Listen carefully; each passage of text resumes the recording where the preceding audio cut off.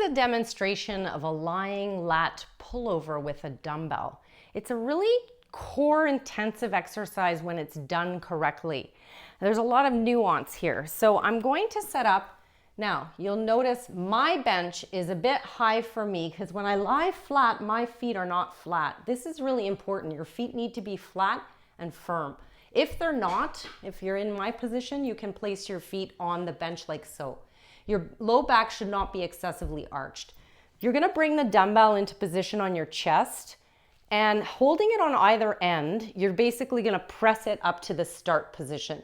Then you're gonna need to brace your core quite aggressively, okay? So your rib cage is gonna come down, and when you brace, you should feel your back pin down to the bench. You wanna maintain that as you then lower the dumbbell slowly and under control over your head.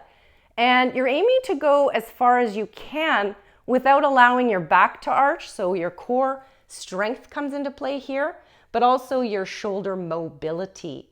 What this is in effect is actually a great shoulder stretch. And so it encourages some shoulder mobility. So we're gonna go down again, nice and controlled, keeping very much aware of whether our back stays pinned to the bench. And we lower to the point where we feel a good stretch here and we can pull back to the start position. Notice that my elbows do not bend. They stay soft. The angle is soft, meaning they're not locked out, but they're also not noticeably bent. It's a very soft bend at the elbow, and it's maintained that way throughout the movement.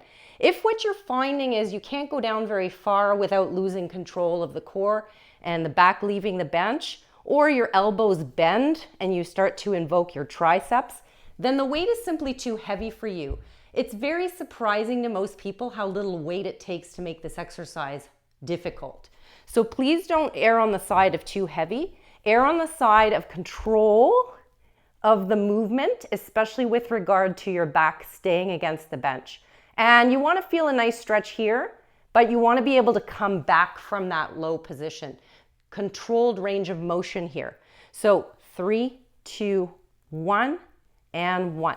When you're finished, you're going to lower the dumbbell to your chest and then to your hips.